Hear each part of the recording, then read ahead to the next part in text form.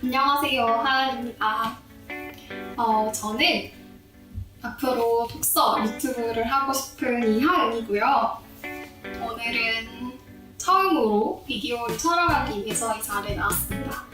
사실 채널을 만든 지는 꽤 오래됐는데 그동안 아무 영상을 올리지 않다가 최근에 너무 좋은 책을 읽게 돼서 이 책은 진짜 소개해야겠다, 나눠야겠다라는 생각이 들어서 이 영상을 찍게 됐습니다. 오늘 처음으로 가져온 책은 디디의 우산이라는 책이에요. 황정은 작가님이 쓰셨고 창비출판사에서 2019년에 나온 책이에요. 정확히는 2019년 1월 20일에 출판 1세가 발행됐다고 나오고요. 가격은 14,000원입니다. 조금 두껍죠? 페이지 수가 이제 뭐 작가의 날이나 이런 것까지 모두 다 합해서 346페이지예요. 그렇게 짧지는 않은 책인 것 같은데 이 책은 연작 소설이에요. 그래서 총 2편의 이야기로 나누어져 있는데 처음에 나오는 내용은 디디의 우산에서 D, 다음에 두 번째는 아무것도 말할 필요가 없다. 이렇게 두 가지의 이야기로 이루어진 책입니다. 분명히 단편 소설이 있어요. 디디의 우산 단편은 2012년에 나온 책이고 웃는 남자라는 단편도 있는데 그건 2016년에 나왔어요. 이 두 가지 이야기와 이루어지는 내용의 책이 바로 이 책입니다. 그래서 그 작가님의 표현을 빌리자면 디디의 우산으로 시작을 해서 그것을 부수어서 만든 책이 웃는 남자고 이제 웃는 남자에 이어서 아무것도 말할 필요가 없다라는 이제 그 책이 차지하게 된 거죠. 그래서 앞에 주권을 저는 읽지는 않았어요. 황정은 작가님이란 성함도 사실은 제가 처음 들어봤고 그건 아니겠지만 그래서 제가 앞의 내용과 이게 어떻게 이어지는지는 모르겠지만 아마도 두 내용을 읽고 이걸 읽었으면 훨씬 더 좋지 않았을까라는 아쉬움이 남기는 합니다. 처음 나오는 이야기 D는 사랑하는 연인 디디를 떠나보내고 나서 D라는 사람이 살아가는 내용이고요. 뒤에 나오는 아무것도 말할 필요 없다는 김소영이라는 사람과 서수경, 김소영의 애인 서수경, 그 다음에 김소영의 동생 김소리의 아들 정지원, 이렇게 김소영, 서수경 가족, 김소리, 정지원 가족이 어떻게 살아가는지 보여주는 내용입니다. 간단하게 말하자면 이렇고요. 사실 나오는 인물이 굉장히 많고 또 각자 인물들이 하는 이야기도 되게 다양하기 때문에 재미있게 읽으실 것 같아요. 또 마냥 재미있게 읽는다기보다는 좀 더 복잡하기도 하고 아무튼 정말 읽기 좋은 책입니다. 제가 이 책을 읽으면서 느낀 점이 크게 3가지 정도 있었는데요. 첫 번째는 이야기의 내용이 되게 휘몰아친다는 겁니다. 처음 책을 펼고 한 20페이지 읽었나? 이미 너무 많은 얘기가 나왔어요. 그 다음에 또 20페이지 읽고 40페이지쯤 가면 이거는 무슨 얘기지? 이런 생각이 들거든요.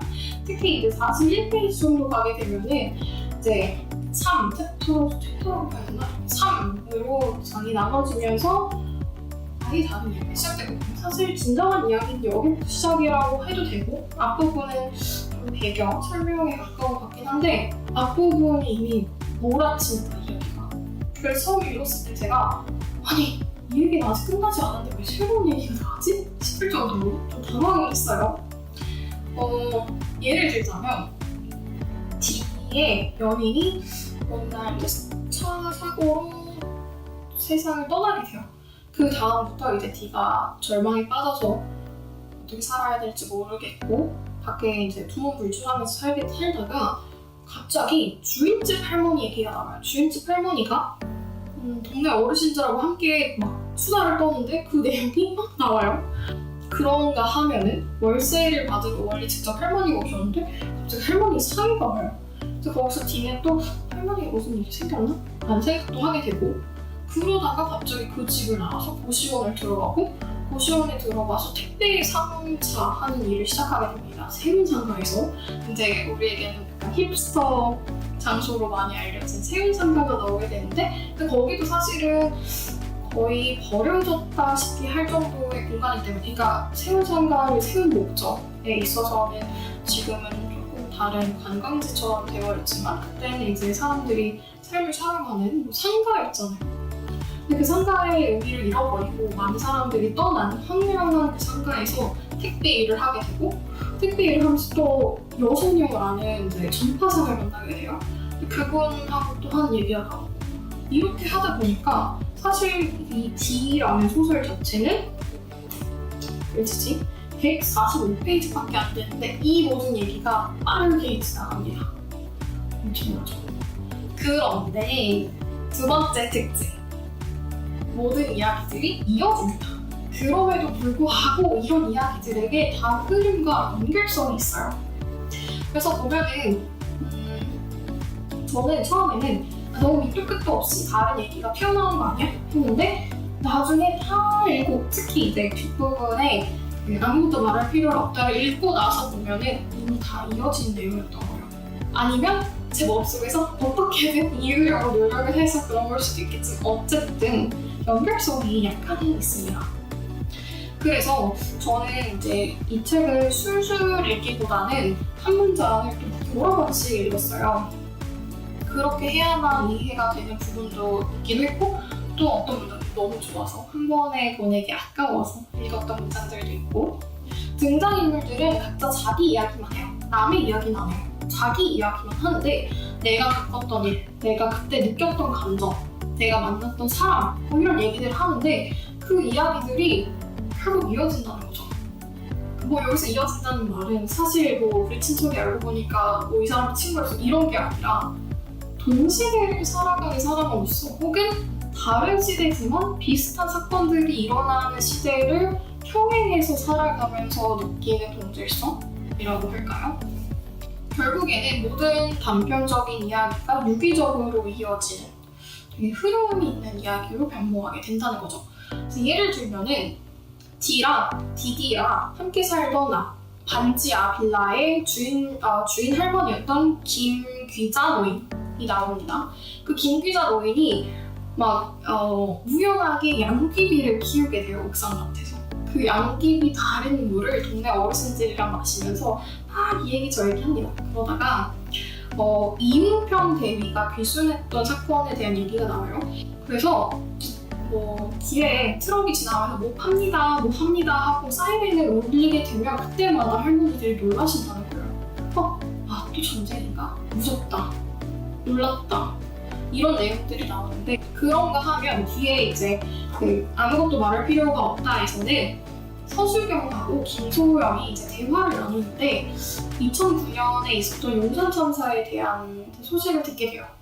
그러면서 둘이 동시에 떠올렸던 생각이 1996년에 있었던 연세대 한총련 사건을 떠올리게 되는 거죠. 동시에 떠올리게 되는 거예요. 그러면서 또 나온 얘기는 2014년에 우리가 모두 잊을 수 없는 세월호 사건 얘기가 나오게 되고 그리고 나서는 쭉 이어졌던 시위들과 탄핵과 새로운 대통령이 나오게 되고 그런 얘기들 사실 그런 내용을 생각하면서도 또 동시에 우리 학생 사회들 저는 졸업을 했지만 제 대학생들 대학 사회에서 일어나는 많은 시위들 많은 이제 투쟁들 그리고 고등학교도 물론 마찬가지죠. 더 나은 교육 환경을 보장해달라 하는 그런 외침들 또 일터에서 가정에서 일어나는 많은 외침들 그냥 조금 더 나은 삶을 살기를 바라는 거잖아요. 그런 내용들이 나오는 게 너무 좋습니다. 사실 저는 취준생이라서 이런 생각이 들었을 수도 있겠는데 저는 질문에 대한 답변을 쓸 때마다 항상 그런 생각이 들었어요. 나는 왜 이렇게 인생을 띄엄띄엄 살았지? 하는 생각이 드는 거예요.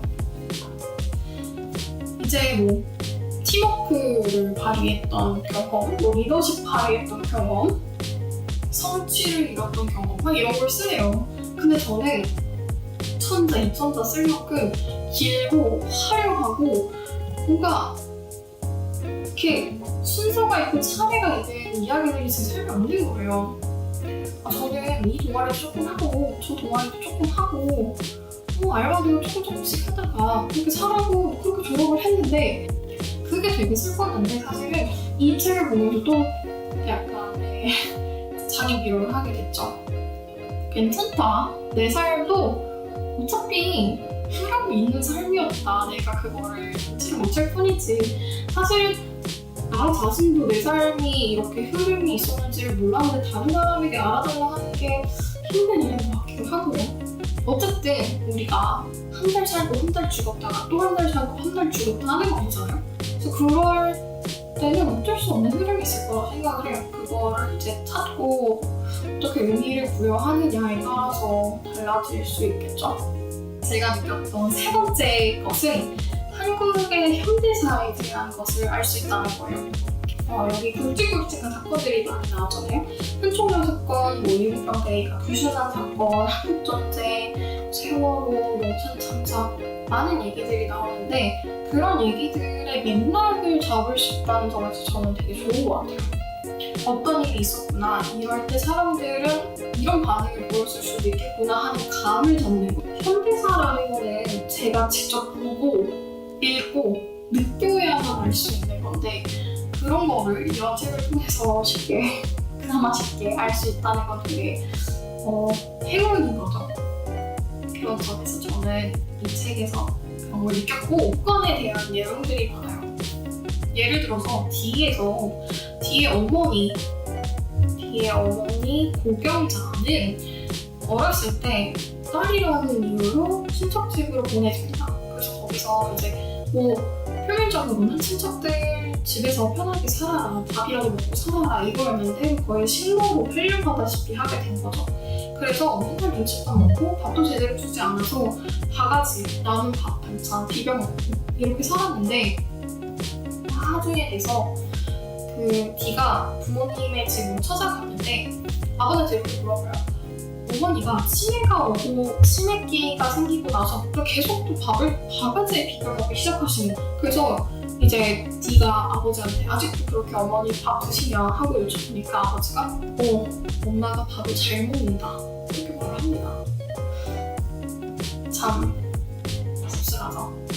되게 무거워요, 마음이 읽으면. 네, 그래서 이런 이권 얘기들이 나와서 생각할 게 많지 않았나 느꼈고요. 그래서 이 책을 누구에게 추천하느냐? 세 분에게 추천합니다. 첫 번째, 책은 여성의 날을 기념해서 소개하는 책이니만큼 여성분들, 대한민국 여성분들에게 추천합니다.